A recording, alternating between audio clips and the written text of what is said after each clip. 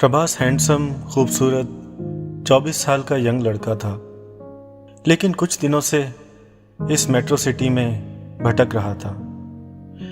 वो अपनी डिग्रियों की फाइल लिए ऑफिसों के चक्कर काट काट कर थक चुका था, टूट चुका था। जितनी नौकरी की तलाश करता, नौकरी उससे कोसों दूर भाग जाती। जूतों के तले घिस चुके थे। प्रभास का हाल फटे हाल हो चुका था। उसके भरे हुए गाल भीतर की ओर पिचक गए थे। कपड़े गंदे हो चुके थे, उनसे बदबू आ रही थी। बेतरतीब बढ़ी हुई दाढ़ी और बिखरे हुए बाल पपड़ी बन चुके थे। सूखे होंठ और बुझी बुझी आंखें उसकी दुर्दशा बयान कर रही थी। थकावट के मारे उसका बुरा हाल था। सुस्ताने के इरादे से वो एक बगीचे में आ गया।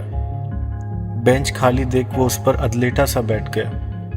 आंखें बंद कर ली, लेकिन अंधेरा दूर होने का नाम ही नहीं ले रहा था। वो बेंच पर बैठा लेटा सा रिलैक्स ही हो रहा था कि उसकी आंखें अपने आप खुल गई। उसकी नज़र अनायास ही सामने की बिल्डिंग पर गई तो देखा कि तीसरी मंजिल पर एक हूर की परी उसको मुस्कुराकर देख रही है। वो लड़की होगी कोई 19-20 साल की। अचानक उस लड़की का मुस्कुराना और प्रभास की ओर एकटक देखते जाना प्रभास के दिल में हलचल मचा रहा था। फिर अचानक उसने अपने आप को देखा। उसकी स्थिति बड़ी दयनीय थी। वो किसी भिखारी से कम नहीं लग रहा था। जैसे ही उसने सिर उठाकर ऊपर देखा, खिड़की बंद हो चुकी थी।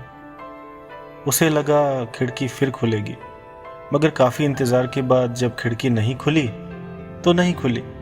वो बेमन से उठा और बगीचे के बाहर चल दिया। उसका मन तो बोझिल हो रहा था, मगर उस स्वप्न सुंदरी ने प्रभास के दिल को झकझोर कर रख दिया था।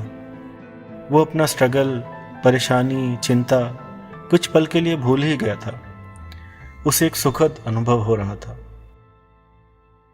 दूसरा दिन हो गया। आज वो नौकरी की तलाश में नहीं भटका। वो तो सीधा उसी बगीचे में जा पहुंचा जहां उस हुस्न की मलिका के दीदार हुए थे। और प्रभास सारी रात सो नहीं पाया था। बस उस सुंदर लड़की की मुस्कुराहट को खुली आंखों के सपने जैसा देखता रहा। उसकी नज़र तो बस तीसरी मंजिल की ओर थी, मगर वो तीसरी मंजिल की खिड़की खुलने का नाम ही नहीं ले रही थी। प्रभास आज बन ठन कर आया था। वो पहले जैसा नहीं लग रहा था। एक हैंडसम युवक लग रहा था। सूरज पश्चिम की ओर ढलान पर आ गया। अब तक खिड़की नहीं खुली थी और वो निराश हो गया। किसी की मदद भी नहीं ले सकता था। वो तो खुद इस मेट्रो सिटी में अपने अलावा और किसी को जानता ही नहीं था। उसने देखा घड़ी में 5 बज रहे हैं और बेमन से उठा ही था कि तीसरी मंजिल की खिड़की खुल गई और वही लड़की मुस्कुराती हुई सामने खड़ी थी। प्रभास बड़ा रोमांटिक हो गया। वो उसे लगातार देखे ही जा रहा था। लड़की भी मुस्कुराकर उधर ही देख रही थी। उसने हिम्मत बटोरकर हवा में हाथ हिलाया। उसका इशारा हेलो से था। लड़की ने कुछ जवाब नहीं दिया और खिड़की बंद हो गई। प्रभास को अपनी गलती का एहसास हुआ। बिना जान पहचान उसे हाथ नहीं हिलाना चाहिए था, मगर अब जो होना था सो हो गया। लेकिन उसके दिमाग में एक बात ज़रूर आ गई थी कि खिड़की 5 बजे ही खुलती है। क्यों खुलती है उससे प्रभात को क्या लेना देना। उसे तो उस मनमोहिनी के दर्शन करना था।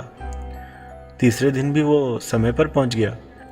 खिड़की भी ठीक 5 बजे ही खुली और उस रूप सुंदरी का मुस्कुराता मुखड़ा दिखने लगा। प्रभास ने कान पकड़कर माफ़ी मांगी, मगर लड़की का कोई जवाब ही नहीं मिला और खिड़की फिर बंद हो गई। अब तो प्रभास रोजाना समय पर पहुंच जाता, उसे निहारता। वो लगातार मुस्कुराती, मगर कोई रिस्पॉन्स नहीं देती। प्रभास को एहसास हुआ उस तक पहुंचने के लिए उसे कुछ बनना होगा, कुछ करना होगा उसी के स्तर का। उसने सारी डिग्रियां फाड़ दी। एक बोरी उठाई और पुराना लोहा बीनकर कबाड़ी की दुकान पर देने लगा। और वहाँ और भी लड़के पुराना टूटा फूटा लोहा लेकर आते थे। प्रभास उन सबसे लोहा इकट्ठा कर बड़े कबाड़ी की दुकान पर देने लगा। एक बार जब उसके पास बहुत लोहा जमा हो गया तो उसके दोस्त ने उस लोहे को जापान भेज दिया।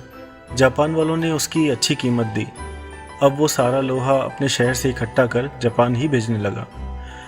2 साल में प्रभास ने अपने घर, अपनी कार, बैंक बैलेंस मजबूत कर लिया। अब वो उस लड़की का हाथ मांग सकता था, उससे विवाह कर सकता था। और वो तलाश करता हुआ उस तीसरी मंजिल पर पहुंच गया। डोरबेल बजाई, दरवाज़ा खुला। प्रभास को लगा कि वही लड़की दरवाज़ा खोलेगी, मगर सामने एक बूढ़ा आदमी खड़ा था।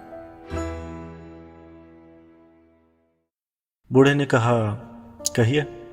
प्रभास ने कहा, आपके घर में जो लड़की है, मैं उससे शादी करना चाहता हूँ। मैंने उसके लिए अथाह धनराशि कमाई है, मैंने उसके लिए बहुत मेहनत की है। वो अपने दोनों हाथों से भी लुटाए तो कम नहीं होगी। प्रभास एक सांस में सब कह गया। बूढ़े ने कहा, मेरे घर में तो कोई लड़की नहीं है। पिछले कई सालों से मैं अकेला ही इस घर में रहता हूँ। प्रभास समझ गया कि बूढ़ा टाल देना चाहता है। प्रभास ने कहा, मैं पिछले 2 सालों से उस लड़की को देखता आ रहा हूँ।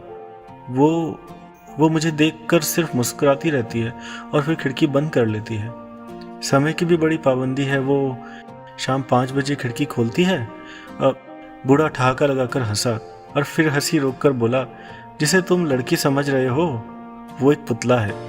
अमेरिका से मेरा दोस्त उस पुतले को लाया था। कई लोग उसे रियल लड़की समझ लेते हैं। अब तुम भी आ गए हो तो उस लड़की से, मेरा मतलब पुतले से, मिल लो। खिड़की 5 बजे इसलिए खुलती है कि नौकरानी साफ सफाई करने आती है। वो कुछ समय के लिए उस पुतले को खिड़की के पास सरका देती है। साफ सफाई के बाद वापस पुतले को रखकर खिड़की बंद कर देती है। हैरानी से प्रभास ने देखा वही मुस्कुराती रूप सुंदरी को, जो मानो प्रभास से कह रही है, मैं जो भी हूँ पुतला ही हूँ, मगर तुम मेरे कारण ही तो कुछ बने हो ना, और ये सब तुमने मेरी चाहत में किया है।